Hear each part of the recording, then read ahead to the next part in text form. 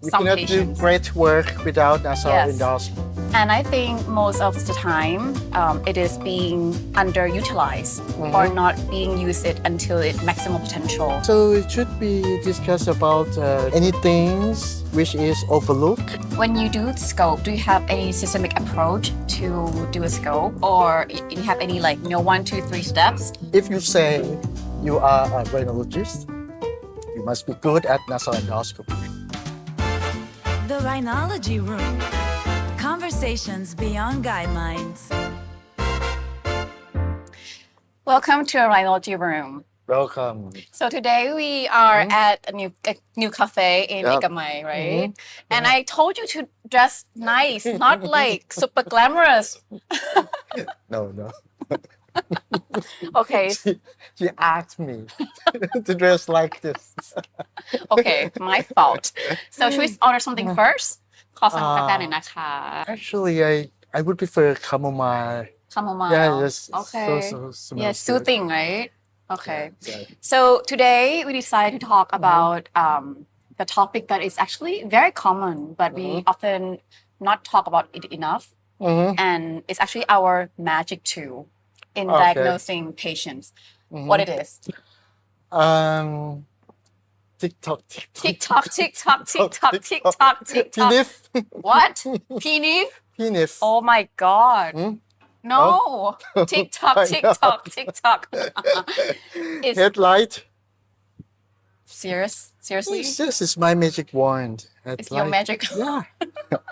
Okay, let's get into the topic, right? Okay. So we're gonna talk about the nasal endoscope. I think it's a magic tool for us, right? As a rhinologist, even have the nasal endoscope, it's really hard for us to diagnose We some cannot patients. do great work without nasal Yes. endoscopy. And I think most of the time it is being underutilized or not being used it until its maximum potential. Do you agree? Yeah, quite true. Yeah. So today we're going to talk a bit about how we should approach the patient when we going to use nasal endoscope. From expert view. Although nasal endoscope is available, Yeah. but many times most ENT surgeons use a headlight and Yeah. the nasal speculum during Yeah. anterior endoscopy, Yeah. and they miss a lot of things. Yes. So, what about you when you do nasal endoscopy? Yeah. Okay. Firstly, what are Yeah. you looking at? So firstly, I will look it before it decongest. So first of all, I think I will look at the nose and the external part first. I will not just jump into the nasal endoscope. I will look at the nose, the Okay. nasal valve, the And when it appearance is of the nose. congested, Yeah, before it decongested. Because if you don't look at it before it decongests, you're gonna miss a lot of things, right? So in my practice, I will do that first. How about you? actually, I do nasal endoscopy without decongestion, Right, and yeah, then I decongest the mucosa, Yeah. and then I redo the nasal endoscopy again. Right. So But yes. because if you start with anterior endoscopy Yeah. without decongestions, maybe the mucosa has been changed. The endoscopic view is Yeah. different. Yes, definitely. From Oh, rhinoscopy. very quick. Yeah, thank you. Thank you. Oh, Also. wow. Ooh, Thank smells you. so nice. Yes. Can you smell? And the olfactory cleft is the area that usually be overlooked. Right, Yeah, true. yeah. Okay. Cheers. Should we cheers? Okay, cheers. This is very different. Oolong tea and cappuccino. Okay. So it should be discussed about any things which is overlooked Yes, when definitely. people do nasal endoscopy. Okay, So what yeah. do you think? What is the first thing?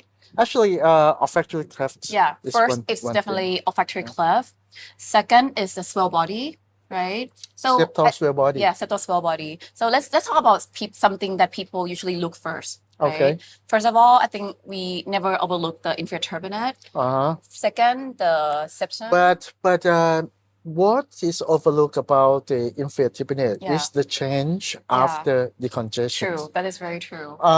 So one thing is people may take a look at the inferior turbinate without decongestion at Right. all, Yeah. and they say congested nose and that's all. Or some people they may put in the vasoconstrictors. Yeah. without doing it before the True. congestions. True. Yeah. We need to look at both, right? True. Yeah. So why do we need to look at the inferior turbinate before and after the congestion? Because it tells a lot whether Yeah. the inferior turbinate enlargement or swelling is from mucosal edema or from the bone. It tells a lot, right? Especially when the chief complaint is about nasal obstruction. Definitely. And we get a lot of nasal obstruction as a complaint a lot. Yeah. Majority, right? And when people say that they have blocked nose, Yeah. most people think about the inferior turbinate and the nasal septums. Yeah. But what is overlooked is the lateral nasal wall. True. And when you pass the nasal endoscope in, you miss it already. Yeah.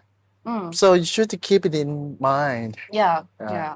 So we have the overlooked part is the olfactory cleft, the septal swell body. What else? One thing I would like to say that it is a nasal valve area Yep. that we should think it about all structures Yeah. which contribute to this nasal valve area Yeah. rather than think about one structure. That's the second structure. Yeah. So you Yeah. pull the nasal endoscope back. Yeah. Okay, and Allow the let the patient patient to breathe. Yes. Yeah. And see how it moves. Yeah. Right. Yeah. Do you see a lot of nasal valve collapse in Thai population? I would say not a lot, but it's not uncommon. Not uncommon. Especially when the patient underwent cosmetic surgery before Right. and it's weakened the lateral cartilage. Right. Okay. So this is the kind of external nasal valve collapse. Yeah. I think that's a part that we often miss quite a lot. Yeah. But when people look at the nasal septum, most people say that it's deviation or not, deviation to the left or right. Yeah. But like what you just say, that septal swell body is the other structure which contributes a lot to nasal obstruction. True. When we see the septal swell body right above, so it's a superior part, right? Yeah. Do you actually decongest it or not? Or Yes. you decongest it too. Yes. Yeah. Yes. Okay. So you're not gonna decongest any structure before first go. Yes. Then you have the decongestion at inferior turbinate and then septal swell body, and then you look again, right? Yes. There's one thing when people think about the inferior turbinate or septal swell body, they think if it is bone or mucosa. Yeah. But if it is mucosa, actually it can be decongestible or non-decongestible. True. Yeah. Also septal swell body in many cases is non-decongestible. Yeah. So if it's non-decongestible, what you think in your mind? So the patients may be likely to respond to medication when it is non-decongestible. Less likely, right? Less likely. But it doesn't mean that we should not try medication. True. That is very true. So when you do scope, do you have any systemic approach to do a scope, or you have any 1, 2, 3 steps, or any tips from you? Yes and no. Okay. Yes. Start with the no first.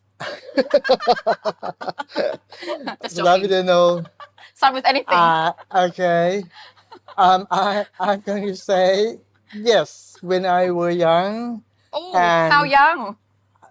Very, very, very young. Okay, when 35? I had no confidence and I want to please the professor, giving smart answers. So it must be systematic, right? Okay. And that's look smart, right?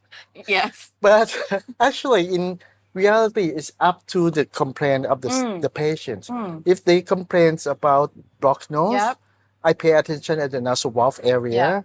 If they complain about post-nasal discharge, I may look at the middle meatus, sphenoid modularis, nasal floor, and posterior choana. But one thing, I always go from anterior, middle, and posterior, and from posterior back to anterior. And along the way, I'm look to the nasal floor and up to the olfactory cleft. Okay. But when we were young, there are step by step that we need to go. Okay, that's not right or wrong. Yeah. True. I think sometimes when we are young and actually the endoscope is a pattern recognition of disease, right? Yeah. So when patient come in with different complaint, we is looking at different things. So Right. for example, if they have like postnasal dripping or nasal discharge or congestion, Yeah. we often think in our mind. So for me, in my experience, in my practice, patient complain to me and I start to differentiate, like, differentiate diagnosis in my mind already. And then start to focus on different parts, just like you Yes. said. So I think we have to have something in our mind first before Yes. start the endoscope. Otherwise, it's going to be like, you're not focusing on anything. You just see that and you just see this, right? Yeah. Yeah, I quite agree. I think one thing is not likely to be missing is the middle meatus and Yeah. sphenoid module recess. Yeah. I think most ENT doctors and also rhinologists, Yes. they do nasal endoscopy to exclude the rhinosinusitis. Yeah. So they should jump into Yeah. this area, look, is Yeah. there any purulent discharge? Yeah. Okay, but like you say, they should not miss anything. Yeah. Okay. When we mention about middle meatus, okay, one structure on the screen is the middle turbinate. Definitely. Yeah. Yeah. And what is overlooked is the mucosa of the middle turbinate. Yes, because we now know a lot more about the central compartmental disease, right? And it's actually a lot of patients have CCAD. Yeah. And then if we don't pay attention to that structure, not only the inferior part, not only the anterior part, but also along the way of the middle turbinate, you should actually examine along the way, not just the Yes. front, right? Yes. So yeah, what do you do when you see the middle turbinate? So I see the mucosa if there's a focal edema or generalized edema or polypoid or Right. polyp. Yeah. And when we observe polyp, we should make sure that it's originate from the middle meatus Yeah. or from Middle the middle turbinate, turbinate. right? You mentioned one thing that quite interests me Interesting. is that you said middle turbinate might be focal edematous or Yeah. diffuse edematous. What's the difference? What can you differentiate between these two findings?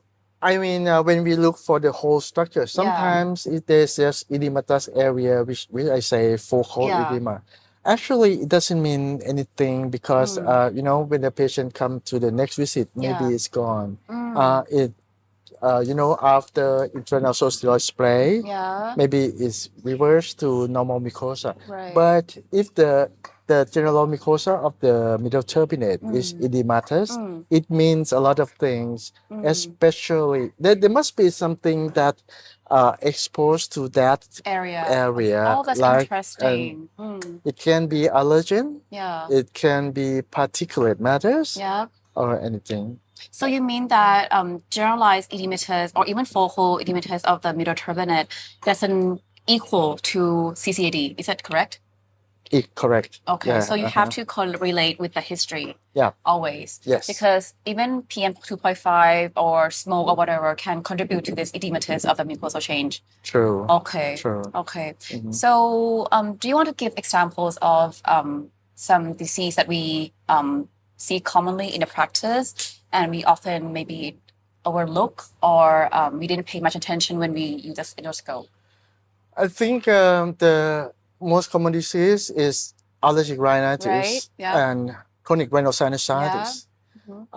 For allergic rhinitis, we have discussed a lot about non-decongestible mucosa, right?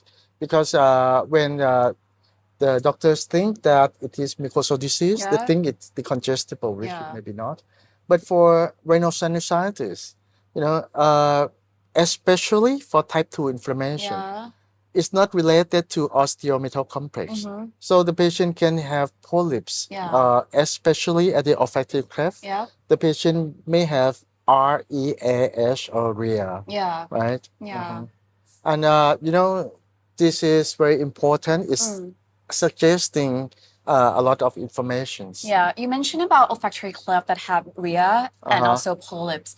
I think sometimes it's quite hard to differentiate or distinguish between these two. Can you give us a little example of how you differentiate them by looking at the scope?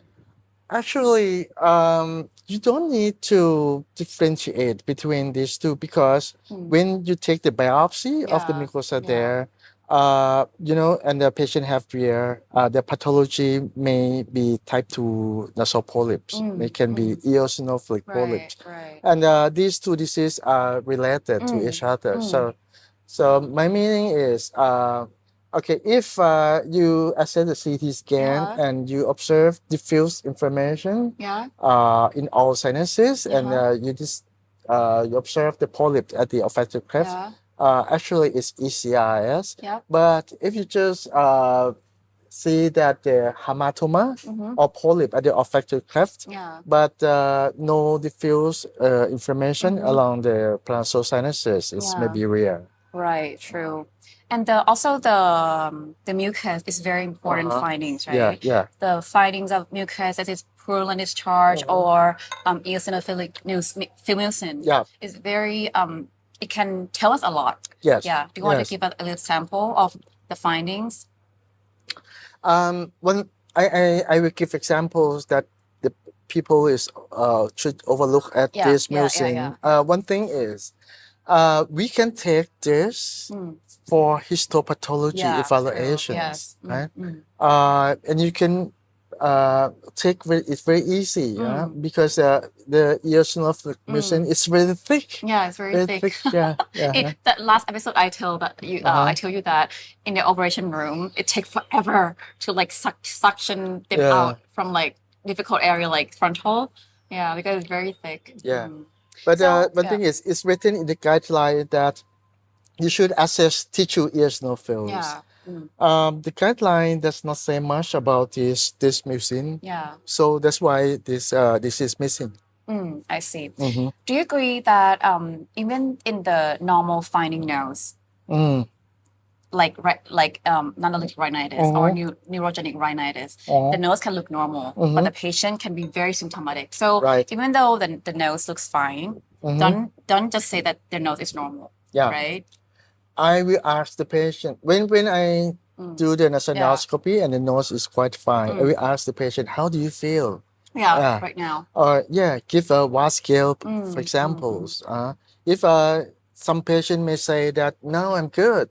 Okay, and when the nasal endoscopy show normal mucosa, we may think that there may be nasal cycle, there may be other effects. True. But if the patient says that now I'm bad, now the nose is closed, so it means the other thing. Yeah. Okay. Do you think that nasal endoscopy is actually 100% accurate when assessing, like, when diagnosing a patient? In my opinion, I think it's not 100%. For example, recently I just diagnosed a patient with allergic rhinitis with septal deviation. I was going to perform septoplasty and also turbinate introduction. But then I request CT scan, just routine screening, and I found diffuse mucosal thickening in all sinuses. So he doesn't have any prior history of CRS. He doesn't have any prior history of, like postnasal drippings, so only sometimes. But the pattern looks like ECRS because the serum eosinophil is very high. So I feel like I don't even see any discharge in his nose. So sometimes you don't see the mucus or pus from the autoimmune complex or SER. It doesn't mean the patient does not have CRS. Do you experience the same?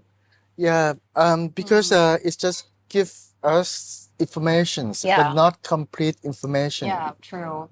You need to combine all clinical presentations all together and give the diagnosis. Okay. I think nasal endoscope is just one point in time, right? Because mucus may not be like running right now, perhaps, right? Okay. So I think we there's some comments that usually I look at you rather than look at the audience. So I should improve by looking more at the camera. Okay. So, Professor, if you have like, let's say 15 seconds to tell our audience about nasal endoscopy, what do you want to tell? Let's say 3 points. If you say you are a rhinologist, you must be good at nasal endoscopy. First of all, I like that. Okay.